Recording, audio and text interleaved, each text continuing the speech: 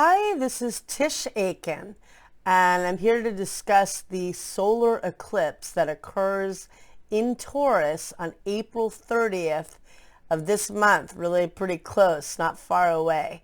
If you could please subscribe and like my video, I would be indebted and I would really appreciate it to help build the channel. And there's so much happening and you want to stay tuned. Right now, there are currently 5 points swimming and transiting in the mutable water sign of Pisces. That gives us a lot of psychic and intuitive information. It can feel very confusing at times and draining, but it is highly perceptive, psychic, and sensitive energy. And at the moment, we've got Juno, which is an asteroid of partnering. That just entered Pisces on April 20th, where it'll transit until January 12th of next year. That's partnering with the dream and also selfless love and empathy for others. Mars, the planet of action. Venus, the planet of love and beauty. Neptune, the planet of imagination and spirituality. Jupiter, the planet of vision and good fortune. And we've got a lot in Pisces right now. So 5 points transiting can be a little scattered. But this solar eclipse occurs, it's a partial solar eclipse that occurs on April 29th at 4:28 p.m. Eastern Daylight Time at 10 degrees and 28 minutes of the fixed Earth sign of Taurus. Now, a solar eclipse is a new moon eclipse. It is not a total eclipse. The nodes of fate have to be within 15 degrees of the sun and the moon to be an eclipse, and they are aligned. In this case, it's not a perfectly straight line. The moon does cover part of the sun's disk, and it is definitely a new moon on steroids. It's not your typical monthly new moon. And generally new moons or new moon eclipses, particularly solar eclipse, is a time of initiating change and initiating new beginnings. And I cast the chart for Washington, D.C., and the chart has Virgo rising. Therefore, Mercury, the planet of communication and information, is the ruler of the chart. Mercury is at the first degree of Gemini during this solar eclipse, and it's going to retrograde on May 10th at 4 degrees of Gemini. It will re-enter the sign of Taurus on May 22nd, and it will return to the sign of Gemini on June 14th. So there's already this kind of tone. Mercury is in its domicile, the sign it rules in Gemini. A lot of information getting uncovered. And eclipses are a time of change. It is the eclipses want to wake us up. They want to shake us up. They want to bring change to our lives. If something has been stagnant for a while, eclipses will definitely bring movement. If it's hitting a planet in your chart or an angle, if it's the same degree of the eclipse. So if you have planets or angles approximately at 10 degrees, especially if it's in the fixed sign axis. And the fixed signs are Taurus, Leo, Scorpio, and Aquarius. If it's within 2 degrees, some give 0 degrees. Let's say within 2 degrees of that. And if it's the sun or the moon, I'd say, give a couple of degrees, but you will feel it the most. But if you have planets or angles at 10 degrees of anything, you will feel that energy. The eclipse is setting it off. We'll all feel it energetically. And eclipses are a time of big life changes. You can get announcements like somebody gets a promotion or big career development. Somebody announces that they're moving somewhere, that you never expected. Somebody's leaving the company. Announcement of a birth of a baby. People, unfortunately, it could be announcement of loss of animals or loss in general, divorces, breakups, major life events. And eclipses are like wild cards. They're very dramatic. It's a very heightened time in a very short period of time. can raise your anxiety, but it can also be very exciting and liberating. And, you know, we're going to have a total lunar eclipse in May, and eclipses always come in pairs. So the new moon eclipse is a partial solar eclipse on April 30th. And then there will be a total lunar eclipse in Scorpio, which is the opposite sign, on May 15th or May 16th, depending on where you live. Now, in the case of this solar eclipse, so it has Virgo ascendant. Mercury is in the house of manifesting and higher learning and belief systems, hopefully opening up our energy or our consciousness to thinking in a more open way in this world. And the new moon eclipse itself falls in the 8th house, which is the Scorpio house in astrology. That's the planet of debt and taxes. That's the house of intimacy and loss and pain and things, you know, heavy emotions or painful emotions that perhaps we've buried for years. And eclipses wake us up and shake us up. But this eclipse sets off where Uranus, the Great Awakener, has been transiting approximately the last year and a half.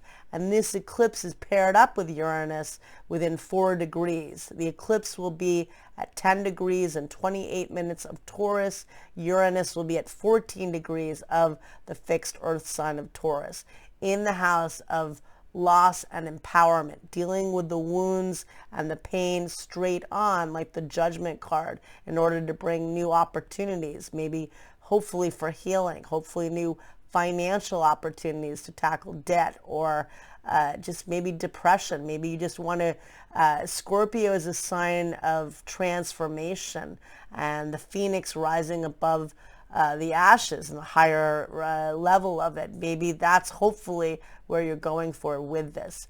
And, you know, the theme of these eclipses, so we began the eclipses in the Scorpio-Taurus axis.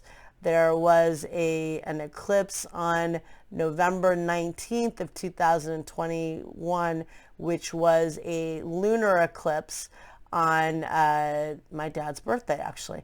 Because it was a solar eclipse on December 4th. That was the final eclipse on December 4th in the Sagittarius-Gemini axis. The nodes of fate had not yet changed signs. They were transiting in Sagittarius and Gemini at that time.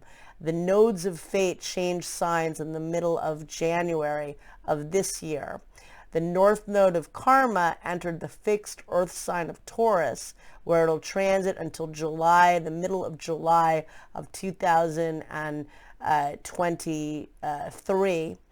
And the south node of karma, that which you want to release in order to transform, that's transiting in the fixed water sign of Scorpio.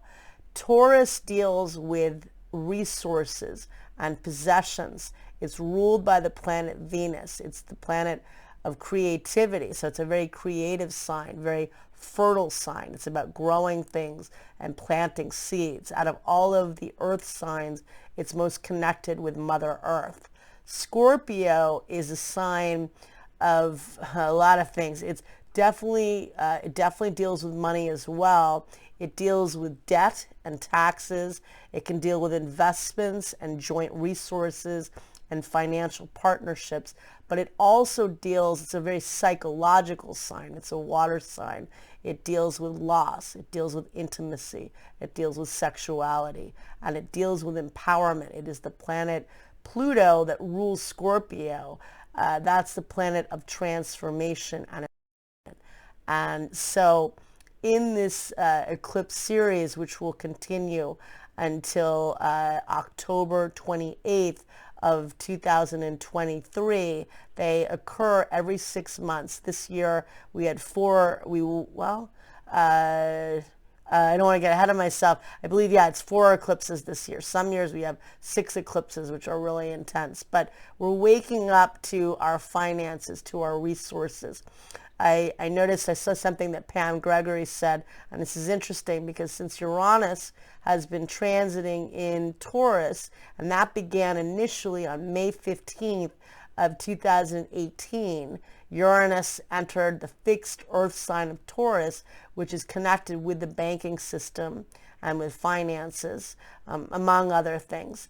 And at that time, we were getting more and more into cryptocurrencies. They already existed, but people were getting more involved in it. And pardon me. And just now that we're in the new age of Aquarius, Uranus is the modern ruler of Aquarius, dealing more with technology, whether we like it or not, in how we do business, in perhaps how we get paid and how we do business, and inventing new ways of doing business. And she had mentioned that there could be more dealings with virtual, currencies or cryptocurrencies, and that is a possibility. There could be shakeups, financially, potentially. We are in erratic times, but it could be new ways of doing things. We've got all of these planets in Pisces during this partial solar eclipse, and they fall in the 6th and 7th houses. So we've got Juno, which is an asteroid of partnering, in the house of health and habits. Mars, the planet of action, is in that house as well. I believe that Neptune and Jupiter are there, but Venus and Jupiter, the two benefics, the luckiest planets. Venus is exalted in Pisces. Jupiter rules Pisces in ancient astrology. They're in the house of partnerships and relationships, both in beautiful placement of Pisces, and later in the year, because Jupiter does change signs, and it enters the cardinal fire sign of Aries on May 10th, where it will transit until October 28th. It re-enters the final degrees of Pisces. It gets back to 28 degrees of Pisces. So transiting at 29 and 28 degrees of Pisces until December 20th. So we're not done completely with Jupiter being in its rulership and in a lovely placement, expanding through dreams and imagination. We dealt with that historical configuration and pairing of Jupiter and Neptune at 23 degrees and 59 minutes of Pisces, expanding through love and imagination and selflessness and the divine collective. And that peaked from April 9th through April 12th. And that's still strong in the sky through the end of May, really focusing on the dreams through your habits, that's the 6th house, and through partnering and your relationships and partnering with yourself, and that's the 7th house. And so Venus and Jupiter in this new moon eclipse chart are going to be where Jupiter will be from October 28th until December 20th. So bringing more expansion with what's happening now, which you're trying to create. Because with Venus and Jupiter, the two benefics of the zodiac, in a sign that they're both very favored and loving and creative, what do you want to magnetize in dreams of healing and love and happiness? The other interesting thing is that in this eclipse is that Venus and Jupiter will become exactly conjunct at 5:14 p.m. Eastern Daylight Time, just less than an hour after the eclipse. And that brings promise of partnering with a new dream on so many levels, and it's very beautiful energy. So I mentioned that the eclipses come in pairs, and Mercury will retrograde during eclipse season. It's going to retrograde on May 10th at initially at 4 degrees and 50 minutes of the mutable air sign of Gemini. It will re-enter Taurus on May 22nd, and it stations direct on June 3rd at 25 degrees of the fixed earth sign of Taurus. Well, this upcoming eclipse, and I will do a video for the lunar eclipse, the total lunar eclipse that occurs on May 15th at 9:14 p.m. Pacific Daylight Time, and on May 16th at 12:14 a.m.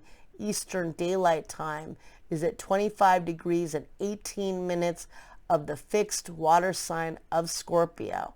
It's a south node eclipse. There is a purging quality to it. It's heavy because the moon is in its fall position. That's very, very heavy energy about removing blocks of keeping you from your dreams. The sun squares Saturn that day. That's not as fun, obviously, as Venus and Jupiter conjunct Neptune in the sky, which occurs during this solar eclipse, and Venus and Jupiter being in Pisces, where they both love to be. But this eclipse that occurs on May 15th or May 16th, depending on where you live, that sets off where Mercury stations direct on June 3rd, because Mercury will station at 25 Taurus, opposing the lunar eclipse in the middle of May. We're going to get a lot of information in the next couple of months about, in May and in June, because, my feeling, we have a new moon at the end of May that some say that officially ends eclipse season, but I think that really we'll be really in this for a while into early June. I think we feel the energy for a while, and I think that total lunar eclipse is a big eclipse. So I wish you all a lot of luck. Know that there's going to be a lot of big news events. I mean, Mercury is in its domicile initially during this. The solar eclipse conjunct Uranus. Set intentions, plant new seeds.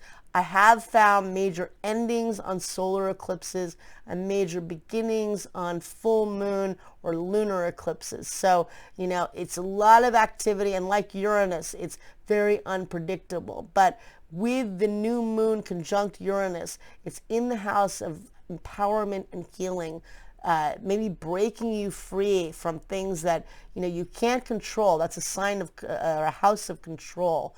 There's some things we cannot control, obviously, and especially in the last couple of years. We can control how we react to situations and how we move ahead, and how we can handle the world and how we co-create. So good luck. Such an insightful time. So much Pisces in the sky right now.